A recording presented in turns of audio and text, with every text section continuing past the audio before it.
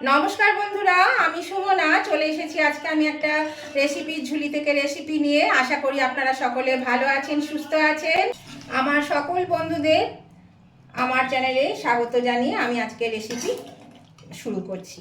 আজকে আমি সজনে ডাঁটা আর ডালের বড়া দিয়ে এই রেসিপিটা বানাবো। এটা খেতে কিন্তু খুবই সুস্বাদু হয়। আপনারা অবশ্যই কিন্তু একবার খেয়ে দেখুন, খুব ভালো লাগবে খেতে। এই গরমের দিনে অল্প মশলা দিয়ে এটা খেতে কিন্তু খুব সুন্দর হয়, খেতে খুব ভালো লাগে।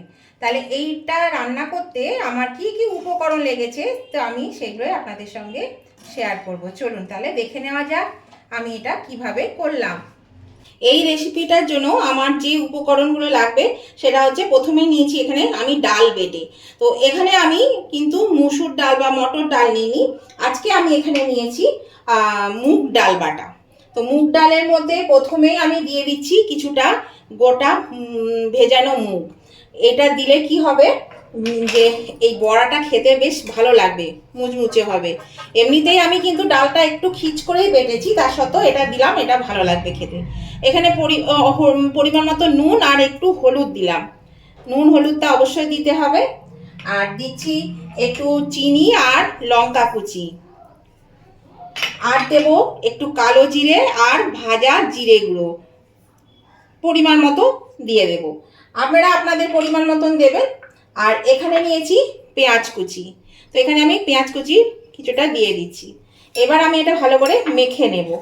আর আজকে কিন্তু আমি খাবার সোডা দেব না, কেননা এমনিতে এই ডালটা বেশ নরম আর মানে খুব বেশি মানে ঝোলে দেব, সেজন্য কিন্তু এটা গলে যায় একদম। তো সেই জন্যে আমি খাবার সোডাটা দিচ্ছি না। আর বিশেষ কিছু মশলা দেব না। এই যে ভাজা জিরে গুঁড়োটা দিলাম, এটাতে কিন্তু এর স্বাদটা বেড়ে যাবে। তো চলুন আমি আগে প্রথমেই বড়াগুলো ভেজে নিই। বড়া ছাড়া আমার যে উপকরণ লাগবে সেটা হচ্ছে আলু। আলুগুলোকে আমি এরকম ডুমো ডুমো করে কেটে নিয়েছি। আমি মিডিয়াম সাইজের দুটো আলু নিয়েছি, এখানে একটা বড় সাইজের টমেটো, আর এখানে কিছু সজনে ডাঁটা। আমি এই সজনে ডাঁটা আলু আর বড়া দিয়ে একটা তরকারি বানাবো। তো সেটাই আপনারা দেখুন। আমি আগে বড়াগুলো তাহলে ভেজে নিচ্ছি। দেখুন বন্ধুরা, আমি কটা বড়া দিয়ে দিয়েছি আর বাকিটা দিয়ে দিচ্ছি যতটা হয়। এর মধ্যে আমি বড়াটা আগে ভেজে তুলে নেব, তারপরে আমি রান্নাটায় চলে যাব, আসল রান্নায় চলে যাব। এখানে যতগুলো ধরবে আমি দিয়ে দিই। তেলটা গরম করে আঁচটাকে আমি মিডিয়ামে দিয়ে দিলাম, তা নাহলে কিন্তু বড়াগুলো পুড়ে যাবে, ভেতরটা ভাজা হবে না। এবার আমি উল্টে পাল্টে চলুন বড়াগুলো আগে ভেজে নিই। দেখুন বন্ধুরা, আমার সমস্ত বড়া ভাজা হয়ে গেছে। আর ভাজতে ভাজতেই তো দু চারটে খাওয়া হয়েই যায়। বড়া খেতে কার না ভালো লাগে বলুন, সবাই খেতে ভালোবাসে। তো এই তেলের মধ্যে আমি এখানে ফোড়নের 2 টুকরো তেজপাতা, 2 টুকরো শুকনো লঙ্কা আর সামান্য 5 ফোড়ন দিয়ে দিলাম। এই তেলেই আমি রান্নাটা করব। এটা একটু ভাজা হওয়া অবধি অপেক্ষা করতে হবে। আঁচটা আমি কমিয়ে দিয়েছি, কারণ খুবই গরম ছিল তেলটা।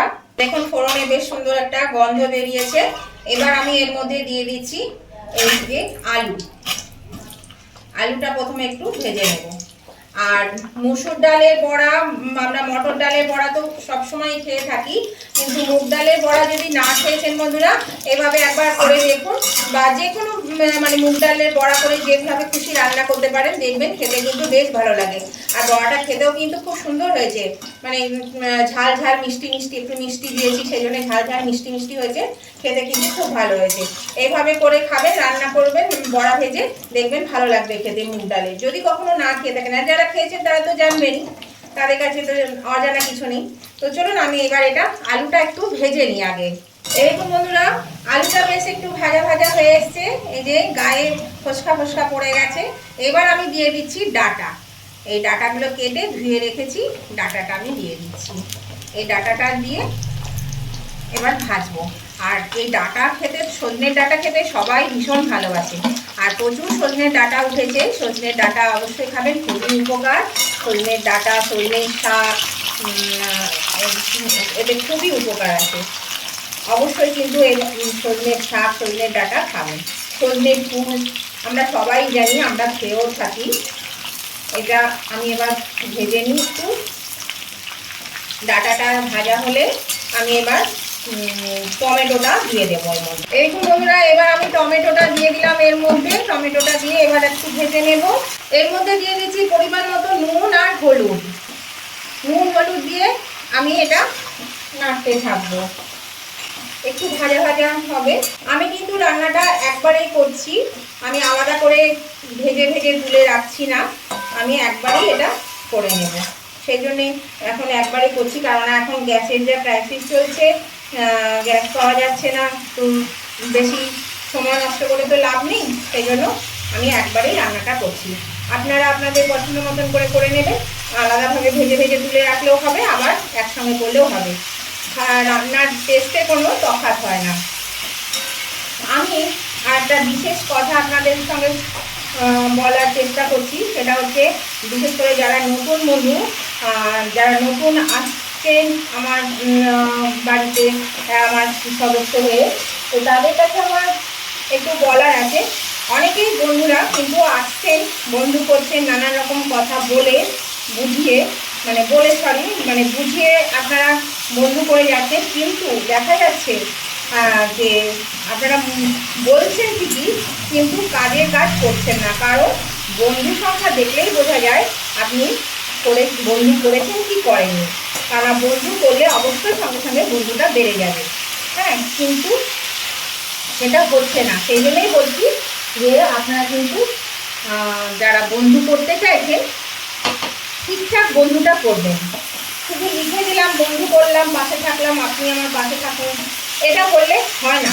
আমিও নিশ্চয়ই যাব, আমি হয়তো সঙ্গে সঙ্গে না যেতে পারলেও 2-4 দিন পরে যাব, কিন্তু আমি ঠিক বন্ধু ব্যাক করে দেবই, এটা আমার একটা নীতি। তো সেই জন্যই বলছি অবশ্যই কিন্তু আপনারা বন্ধু করেই লিখবেন যে বন্ধু করলাম, বন্ধু না করে কখনো লিখবেন না বন্ধু করলাম। কারণ আমরা কিন্তু বুঝতে পারি, আপনিও বুঝতে পারবেন আমি যখন ব্যাক করব বা বন্ধু করব তখন, কারণ আপনার বন্ধু যা থাকবে নিশ্চয়ই বাড়বে। তাহলে সেটা যদি না পারে তাহলে তো বোঝাই যায় না যে বন্ধু করলেন কি করলেন না। তো এইভাবে কিন্তু আপনারা বন্ধু করছেন, আবার বন্ধু করছেন, ব্যাক পাচ্ছেন, সাথে সাথে কেটে দিচ্ছেন, বা ব্যাক 2 দিন দেরি হলে কেটে দিচ্ছেন। এইভাবে কি বন্ধু করা সম্ভব? হয় না। একটু ধৈর্য ধরতে হয়, যে কোনো কাজে একটু ধৈর্য ধরবেন, তাহলে ঠিক দেখবেন কাজটা এগোবে, তা না হলে কিন্তু কাজটা এগোয় না। এবার আমি একটু কাশ্মীরি লঙ্কা দিয়ে দিয়েছিলাম, আর এখানে 1 টেবিল স্পুন মতো পেঁয়াজ বাটা দিয়ে দিলাম। আমি আজকে শুধু এটা একটু পেঁয়াজ রসুন দিয়েই করবো। আর এখানে দিয়ে দিচ্ছি 7 চামচ রসুন বাটা, এটা দিয়ে আমি এবার কষিয়ে নেব। সেই জন্য বলছি বন্ধুরা যে বন্ধু করলে যদি ইচ্ছা না থাকে তাহলে করবেন না, কিন্তু যখন করছেন বন্ধু তখন কিন্তু বন্ধুটা কাটবেন না, আর বন্ধু করেই বলবেন বন্ধু করলাম, না করে কখনো বলবেন না। এখানে পেঁয়াজ রসুন বাটাটা একটু কষানো হয়েছে, এখানে 1 চামচ আদা বাটা আর ঝাল অনুযায়ী একটু লঙ্কা বাটা দিয়ে দিচ্ছি। এটাকে একটু কষিয়ে নেব। বড়া দিয়ে, সজনে ডাঁটা দিয়ে এই তরকারিটা খেতে কিন্তু খুবই ভালো লাগে। আর আমি বেশি মশলা দিলাম না, আপনারা দেখতেই পাচ্ছেন, অল্প অল্প করেই মশলা দিয়েছি, খুবই অল্প করেই মশলা দিলাম। এই গরমের দিনে অল্প মশলা খাওয়াটাই ভালো, তো সেই জন্য অল্প করেই মশলা দিলাম। আর এখানেও দেখুন 1 চামচ জিরে গুঁড়ো, 1 চামচ ধনে গুঁড়ো, এটাও আমি এর মধ্যে দিয়ে দিলাম। সামান্য একটু জল দিচ্ছি, কারণ মশলাটা তলে লেগে যাচ্ছে, সেই জন্য একটু জল দিয়ে দিলাম।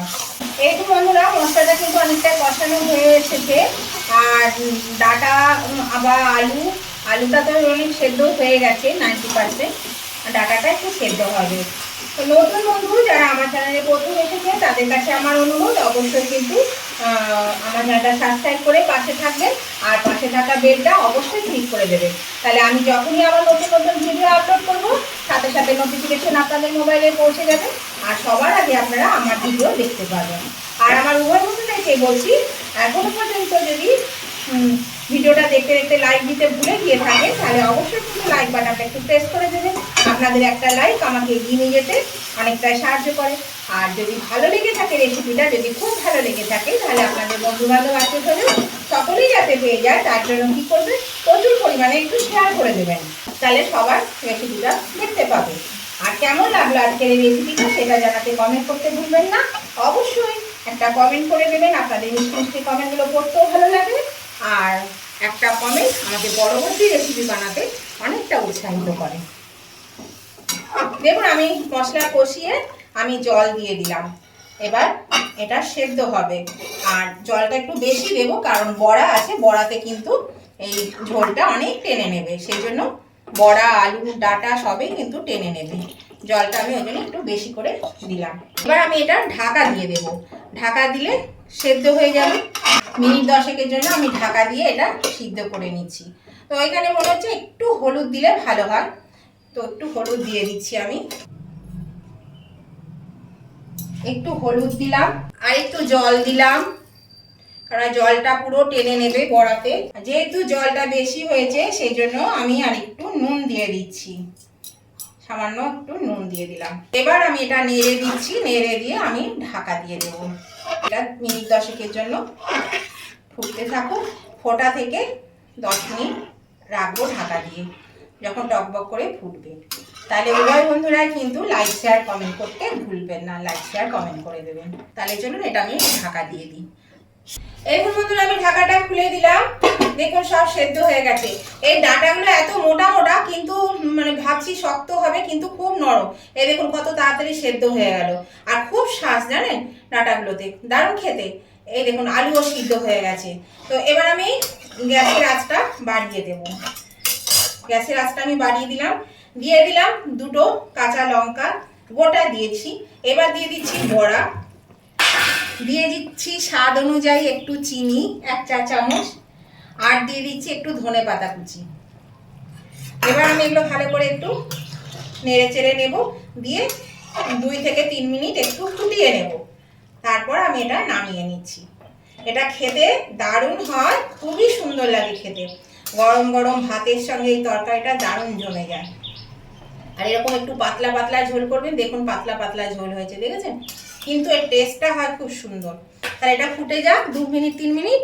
এরকম বন্ধুরা 3 মিনিট ফুটে গেছে। এবার আমি গ্যাসটা অফ করে দিচ্ছি। দেখুন বড়াগুলো বেশ কিন্তু ফুলে গেছে, আরও ফুলবে, আর জলগুলো কিন্তু মানে পুরো ঝোলটাই টেনে নেবে।